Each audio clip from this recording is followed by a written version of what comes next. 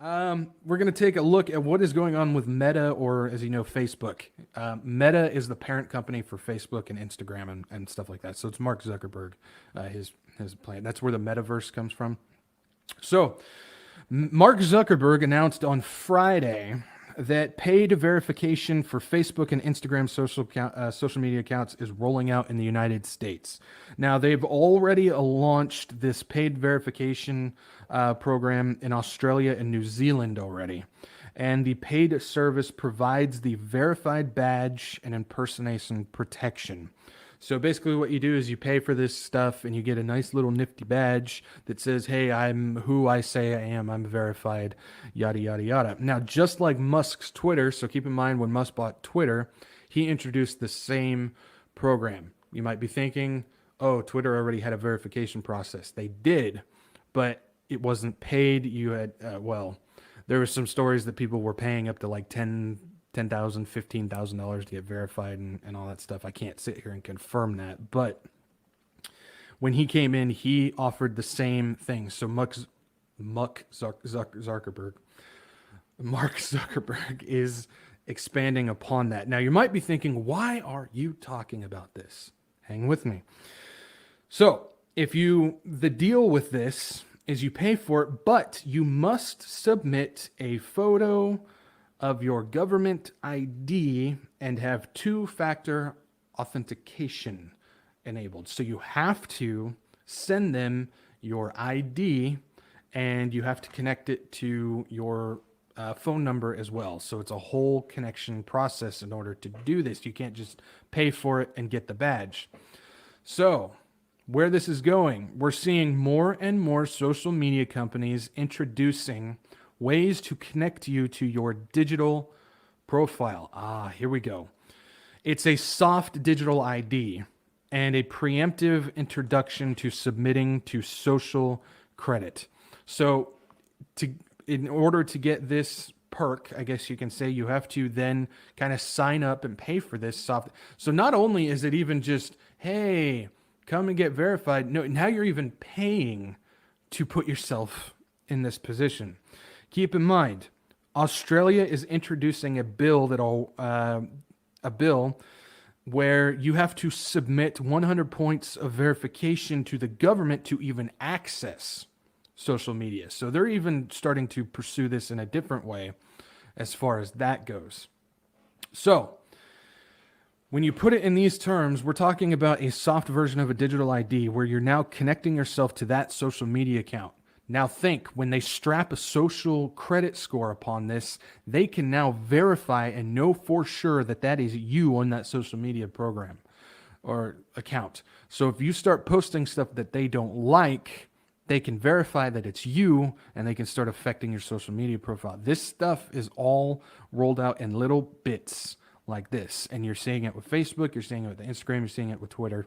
I'm sure there's other ones that are or will in the future will be doing this as well. Surprised YouTube hasn't offered something like that yet. But, or maybe they have and I don't even know about it. But they are doing this. Now, there's another aspect that I do want to talk about. It's called the Lazarus Project. The name alone should get you curious. Now, the Lazarus Project.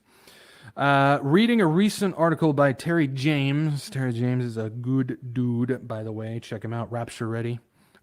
Check out his stuff, and he's got some books. I think he just wrote one with Pete Garcia, so definitely check it out. But reading a recent article by Terry James, he received some interesting news from a friend of his regarding Meta and their project Lazarus.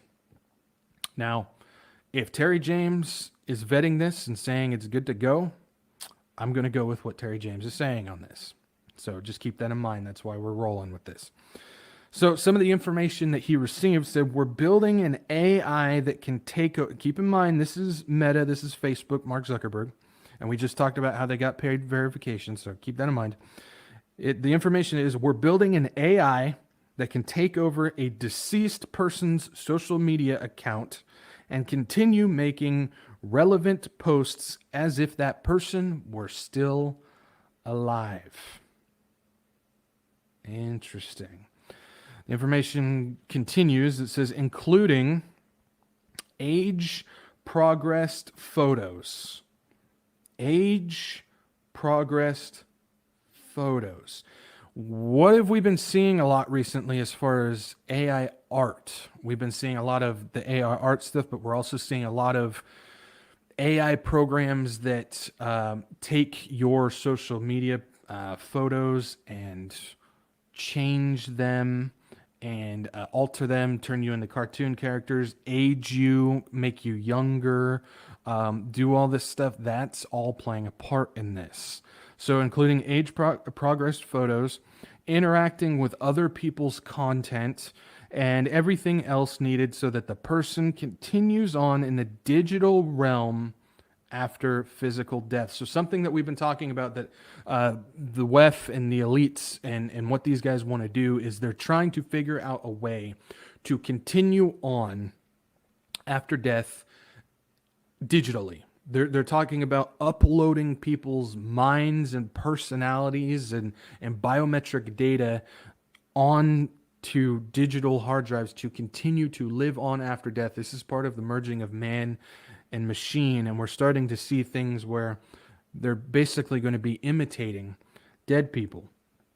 Now the information continues on, and it says the AI is extremely capable of impersonating people.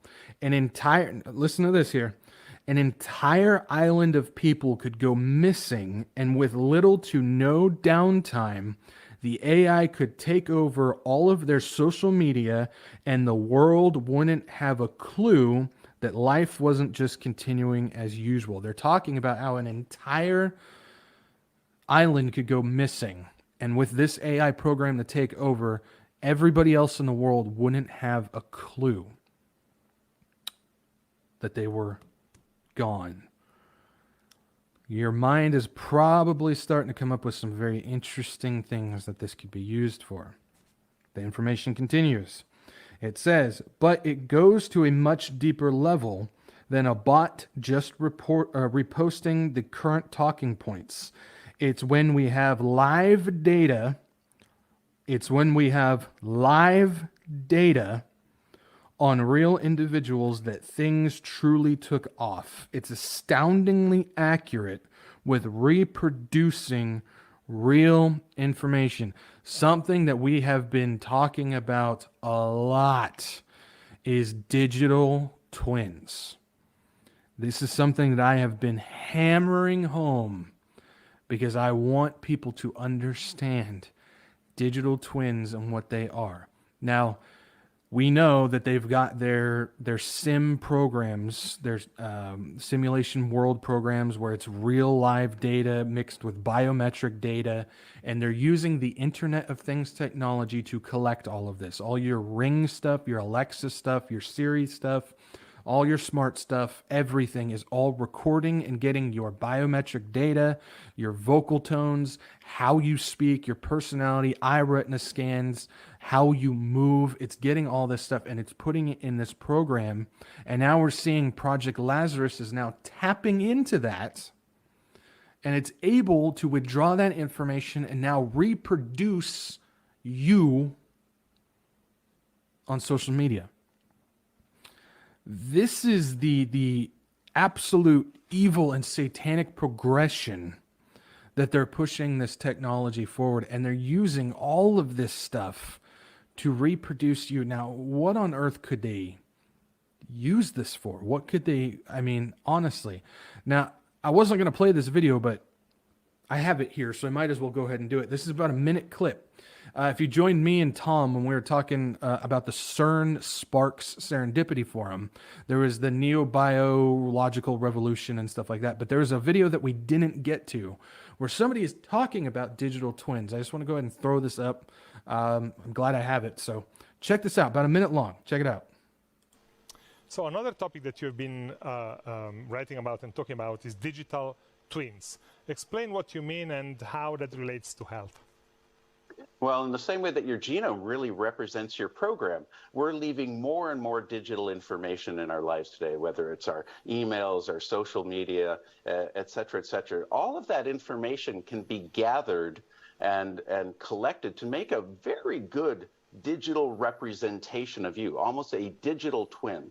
This can go down at a systems level, your whole body, if your body's been scanned, right down to the cellular level today, which you can think of as a virtual twin of a living cell, which is now increasingly testable. So these digital twins, or you can think of them as avatars, are going to become much more important for understanding an individual, their health, their development, their metabolism, and so on. So this is going to be, I believe, one of the main applications of AI analysis and the incredible amount of digital information that we're collecting about each other. Yeah, so as you can see with this, I mean, this is CERN talking about this. I know a lot of people want to say, oh, Meta, Facebook, Mark Zuckerberg, really? That's CERN. So if you're not going to roll with the possibility of Mark Zuckerberg and his weird alien fish looking face pushing this stuff through, that's straight from a source that we know is really wrapped up in all of this stuff. We know that for a fact. And they're talking about digital twins. And if CERN is talking about digital twins, then we need to be talking about this. And he talked about it, your email, your social media, and then he said breaking it down to your cellular level. And I've talked about this before, the Ancestry.com and all that stuff. When you send in your DNA, of course, there was the 2020 swabs. That's what that was for. That was for gathering cellular level DNA and putting it into your DNA or your digital twin. This is what's going on. And now Project Lazarus is going to be tapping into that for when people start disappearing, dying, however you want to put it, they can keep the memories and the personalities rolling. Now, some of my thoughts on this. Connecting an ID to a social media account could very easily connect that account to your stored digital twin data, enabling easy takeover of AI posting. What I'm talking about is when you sign up for the verified stuff and you get your photo scanned in, you're now creating that digital ID that is confirming who you are, and it can now tap into, and it can positively tap into your digital twin and start withdrawing that data so it can now be reposting for you on Project Lazarus. Right now it's voluntary. I could totally see this being forced later via digital IDs. We're already seeing in Australia that you're having to, in order to even access social media accounts, you have to do this. Well, digital IDs is just going to be that final version where you're going to have to do it. And it's going to do that. This is just another testing phase. This is just another way to get people going. Another thought that I have for this is, for a short period of time, this AI could conceal mass death and or disappearance on a wide scale level.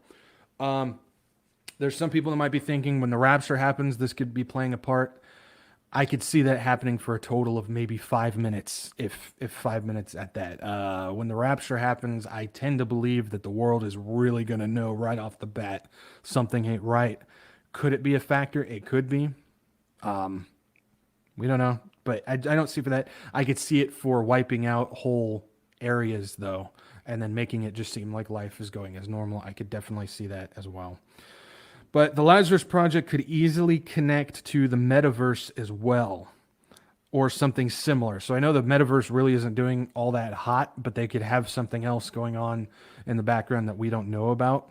So the Lazarus Project could easily connect to that, and it would turn your digital twin into a never-dying avatar within the matrix that they would plug you into, and nobody would know that you vanished. So if you happen to die in the real world, but everybody's living in this metaverse world, and Project Lazarus continues on being you in this digital world, nobody would have a clue that you disappeared, and life would just continue to go on as normal.